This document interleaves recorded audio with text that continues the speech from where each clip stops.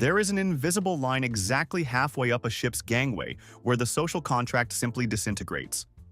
Suddenly, structural engineering, fire codes, and the concept of a shared society vanish from the human mind. Here are 12 verified case studies of adults who looked at strict maritime regulations and genuinely thought, that probably just applies to people in cheaper cabins. 1. Arthur, a 58-year-old corporate litigator from Chicago, believed that international maritime law was simply a low-tier suggestion for people who couldn't afford the owner's suite. On the afternoon of embarkation day aboard a European luxury vessel, the ship's public address system announced the mandatory passenger muster drill. This safety briefing is strictly required by the International Convention for the Safety of Life at Sea, a treaty literally written in response to the sinking of the Titanic. But to Arthur, standing shoulder to shoulder with strangers near a lifeboat felt like a peasant activity that didn't align with his vacation aesthetic. When the alarm sounded, Arthur and his wife did not leave their two-bedroom penthouse. Instead, Arthur put on a plush robe, poured 2 glasses of complimentary Bollinger champagne, hung a "Do Not Disturb" sign on the heavy mahogany door, and went out to the balcony. This is a fascinating psychological quirk of extreme wealth, the deep-seated delusion that every single rule on Earth, including emergency survival protocols, operates on a sliding scale of financial exemption. 15 minutes into the drill, when the ship's digital manifest showed cabin 11,002 was entirely unaccounted for, a frustrated safety officer was dispatched to the suite.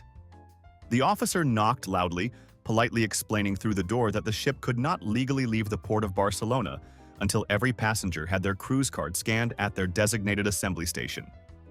Arthur did not open the door. Instead, he calmly slid his platinum-tier loyalty card and a crisp $100 bill under the doorframe, accompanied by a handwritten note on the ship's stationery that simply read, "We are officially opting out of the safety seminar. Please apply the funds to the waiver." The officer slid the money back, warning Arthur that refusing to comply would result in immediate disembarkation and the cancellation of his $20,000 vacation without a refund.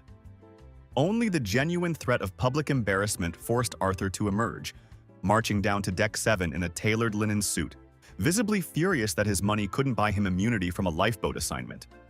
But the twist that elevated Arthur's entitlement into absolute legend happened the following morning. Arthur marched down to the guest services desk and filed a formal, aggressively worded complaint. He argued that if the cruise line was going to force high-net-worth VIPs to actively participate in mandatory maritime ship operations, he expected to be issued a standard W-2 tax form. He had meticulously calculated his usual corporate hourly billing rate of $800, divided it by the 45 minutes the drill took, and formally demanded a $600 credit applied to his onboard account as compensation for his temporary employment as a maritime safety asset. 2.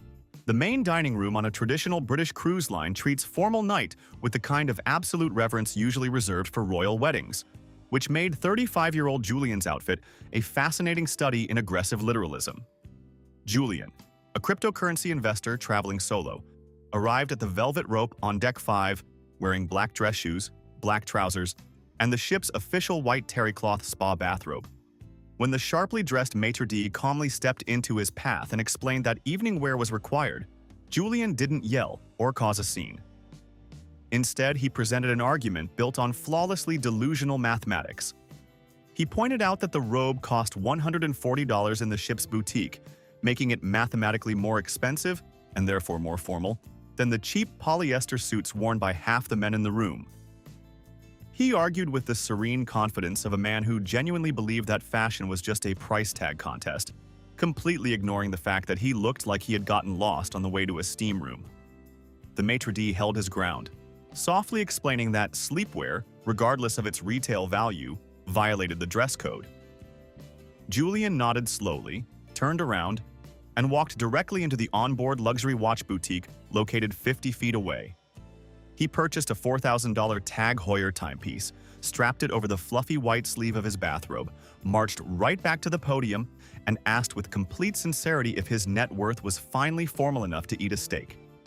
He spent the rest of the evening eating a hamburger at the buffet, completely baffled as to why his financial loophole had been rejected. 3. Have you ever noticed how people who are obsessively strict about the rules of their own lifestyle are often completely blind to the rules of a shared society? Enter Derek, a 29-year-old amateur fitness influencer on a 7-day Caribbean sailing, who decided the buffet's sanitary protocols were a direct threat to his macronutrient tracking. On the morning of day 2, Derek bypassed the stack of clean, warm ceramic plates at the buffet entrance and pulled a massive, multi-compartment glass Tupperware container and a digital food scale out of his gym bag. He placed his glass container directly onto the sneeze guard glass above the hot food station and began using his own personal fork to precisely weigh pieces of grilled chicken breast. When a horrified culinary supervisor rushed over to explain the basic principles of epidemiology, specifically that passengers absolutely cannot use their own utensils in the serving trays or place outside containers near the food line, Derek acted like he was the victim of a nutritional conspiracy. He loudly argued that the ship's serving tongs were cross-contaminated with simple carbohydrates from the nearby waffle station, and that his Tupperware was scientifically cleaner than the ship's plates. When the supervisor firmly stated that he must use a standard plate and ship-provided utensils, Derek attempted a brilliant, logic-defying compromise. He pulled a $20 bill from his pocket and tried to officially hire the supervisor as his sanitary proxy, demanding the crew member follow him around the buffet to hold the Tupperware at an approved distance while Derek directed the food placement. He genuinely believed that public health codes weren't a safety measure, but merely a premium service he could outsource with a minor tip. 4. Martin, a 62-year-old retired structural engineer from Texas, approached his balcony stateroom not as a temporary vacation rental, but as raw, undeveloped territory waiting to be claimed. He had booked a standard cabin on a massive 5,000-passenger vessel for a 10-night Mediterranean cruise. By the second afternoon, Martin noticed that the balcony immediately to his left was completely empty. There were no damp towels draped over the chairs, no shoes by the door, and no signs of life. After checking the passenger hallway and seeing that the door to the adjacent cabin didn't even have a printed name card, Martin concluded the room was entirely unsold.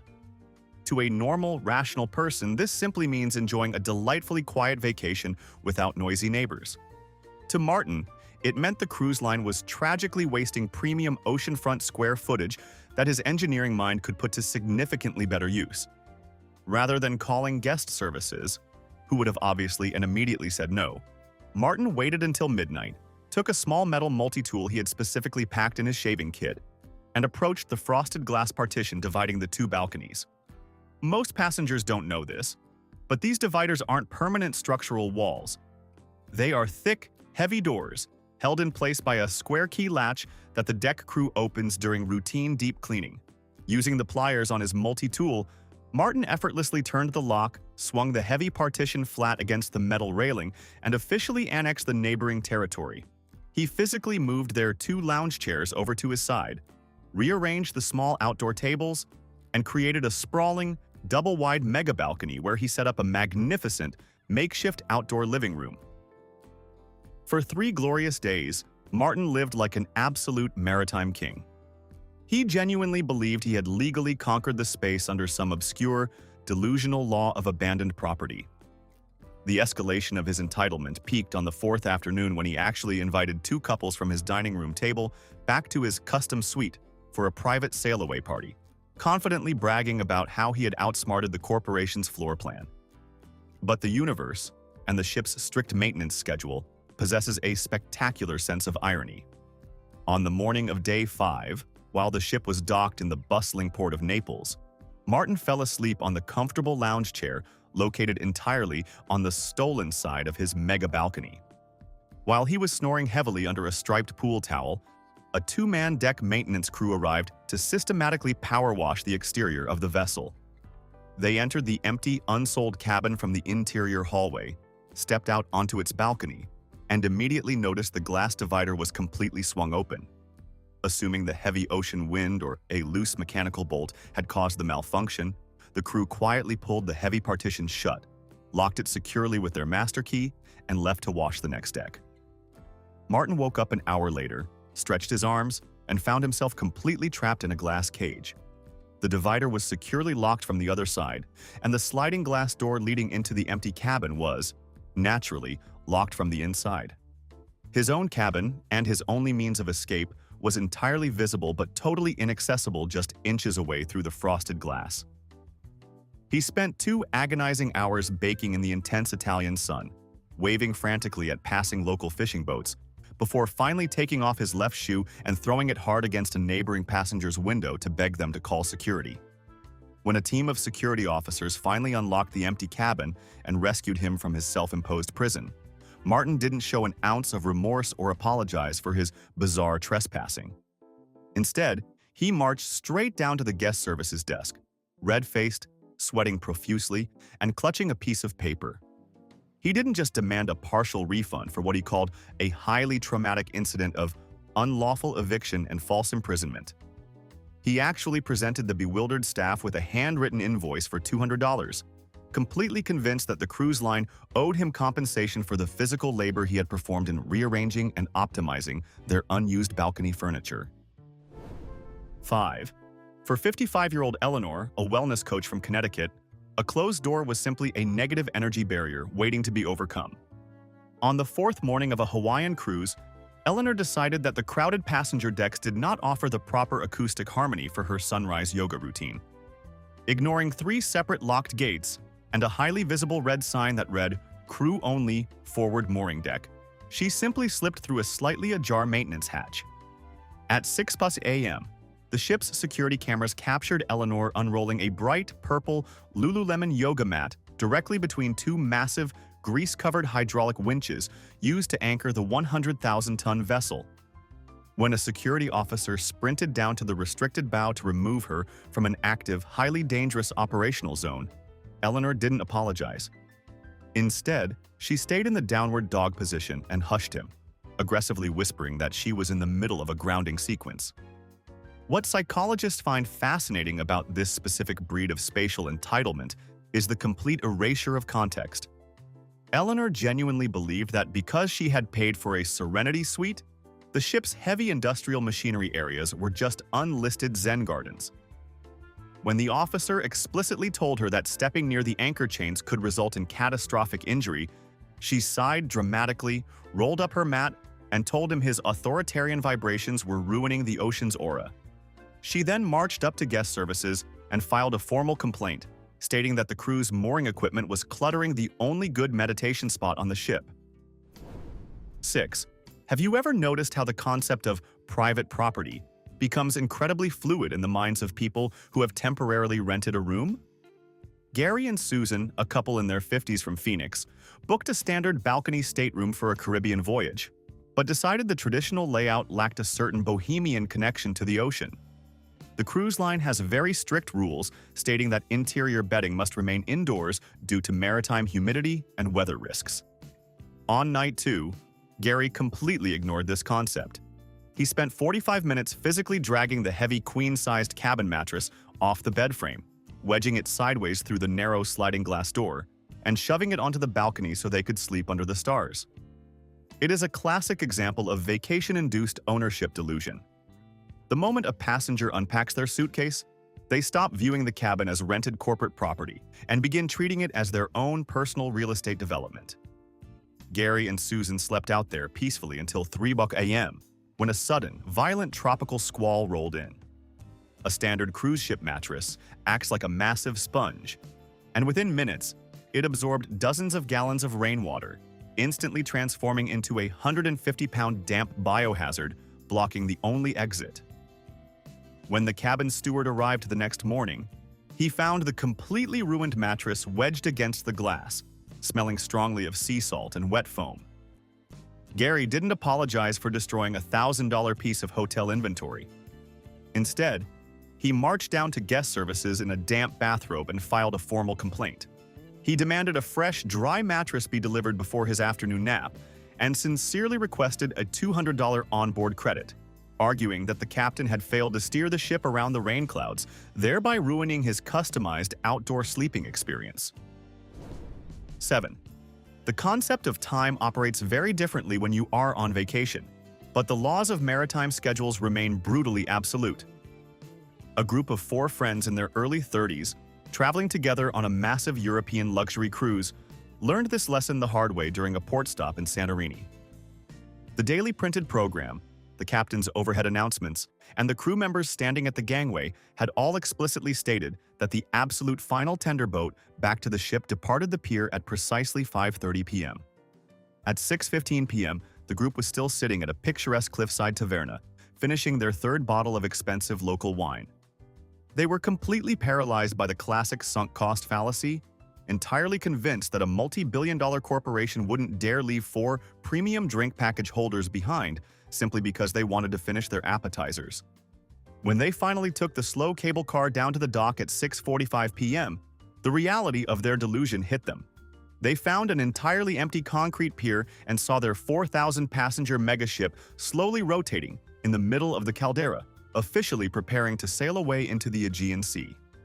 Panic instantly set in, but instead of accepting their fate, acting like responsible adults, and booking a local hotel, they activated a level of entitlement that bordered on cinematic fiction. They frantically ran down the docks and hired a local Greek fisherman who was cleaning a small fiberglass outboard motor speedboat. They aggressively waved €300 in cash in his face to chase down the cruise ship, completely ignoring the fisherman's warning that his tiny engine was no match for a modern maritime vessel. 20 minutes later, this tiny dinghy was bouncing violently in the massive, churning white wake of the cruise ship. The 4 friends were standing up, struggling to keep their balance, frantically waving their complimentary blue ship towels in the air, and screaming at the bridge windows to lower a ladder. They genuinely believed that a moving maritime vessel, currently navigating international waters at 18 knots, would simply hit the brakes and deploy a rope ladder like a scene from a pirate movie, just because they had an 8:00 p.m. dinner reservation at the steakhouse.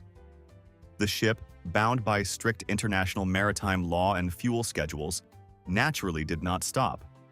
The group was forced to turn back to the island, entirely stranded in their linen beachwear. Because they had made the ultimate amateur mistake of leaving their actual passports locked in their cabin safes, they spent the next 3 days enduring a logistical nightmare of embassy visits, miserable ferry rides, and budget airline flights across the Mediterranean in the exact same clothes. But the twist that elevates this from a standard tale of terrible time management to a true masterpiece of delusion happened when they finally caught up to the ship and boarded in Athens. They didn't quietly sneak back to their cabins in shame. The group immediately marched directly to the guest services desk, slammed a crumpled, handwritten receipt from the fisherman on the counter, and demanded full reimbursement. Their logic was absolutely stunning. They argued that since their luggage was still inside their cabins, the ship had illegally fled the scene of an active reservation, making the cruise line financially liable for their speedboat chase, the last-minute hotels, and the flights. And when the hotel director flatly denied this absurd claim, they didn't back down. They calmly pulled out a calculator and demanded a prorated cash refund for the 42 hours of unlimited buffet food they couldn't consume while stranded in Greece.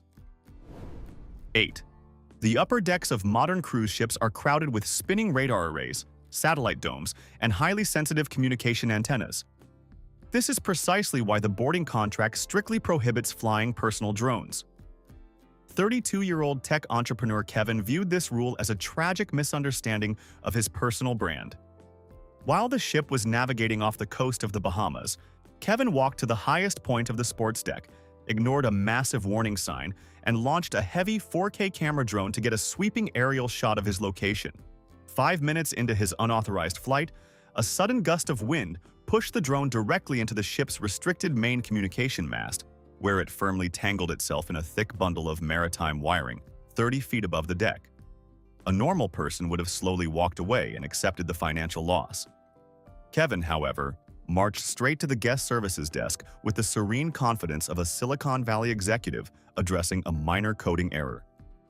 He calmly requested an immediate audience with the chief engineer to coordinate a retrieval mission. When a bewildered deck officer arrived, Kevin enthusiastically suggested that the ship simply power down its entire navigation radar system for 20 minutes so he could safely climb the mast and untangle his device. He pointed at the spinning multi-million-dollar maritime equipment and called it a minor operational hurdle. when the officer explicitly informed him that shutting down the radar of a moving vessel is a massive violation of international maritime law, and that unauthorized climbing of the mast would result in his immediate arrest, Kevin didn't raise his voice. Instead, he casually pulled a printed, fill-in-the-blank corporate non-disclosure agreement from his backpack. He slid it across the counter, sincerely offering to sign away his right to sue the cruise line if he fell, utterly convinced that federal maritime safety laws were just corporate suggestions that could be bypassed with the right legal paperwork. 9. The laws of physics do not magically pause simply because you are holding a piña colada, though it is endlessly fascinating how many passengers believe otherwise. Wallace, a 42-year-old commercial insurance adjuster from Ohio, booked a premium balcony cabin on a massive Caribbean vessel and immediately decided the ship's public pools were too crowded for his liking. His solution was to unpack a large inflatable vinyl wading pool he had brought from home, spread it across his private balcony, and spend 2 hours walking back and forth to his bathroom with a tiny plastic ice bucket to fill it. Psychologists note that vacation brain often completely overrides a person's basic occupational knowledge.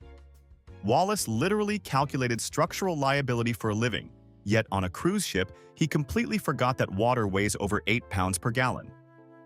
By the time he was finished, he had deposited nearly 800 pounds of sloshing, unanchored liquid onto a cantilevered metal balcony. When a maintenance crew on the deck below noticed a continuous waterfall pouring over the edge every time the ship swayed, security breached the room. They found Wallace floating on a small inflatable donut, perfectly content. When the safety officer firmly ordered him to drain the hazard immediately before it damaged the ship's infrastructure, Wallace pushed up his sunglasses and delivered a genuinely baffling legal defense. He argued that because the water was sourced directly from the ship's own internal plumbing system, the total net weight of the vessel had remained mathematically identical. He sincerely believed he had not introduced a maritime hazard, but had simply relocated the corporate mass to a more convenient location, making him entirely immune to the safety regulations. 10. The onboard casino operates under a remarkably strict set of international gaming regulations, none of which mattered in the slightest to 24-year-old Chloe. She approached a crowded high-stakes blackjack table, completely ignored the prominent no photography signs, and unpacked a collapsible, neon-pink ring light tripod. She set the heavy equipment directly onto the green felt, right between the dealer's chips and another passenger's drink, and began loudly narrating her betting strategy to her smartphone camera. When the pit boss immediately rushed over, placed a hand over the camera lens, and instructed her to take down the equipment, Chloe looked at him with profound pity. She didn't apologize or feign ignorance of the rules.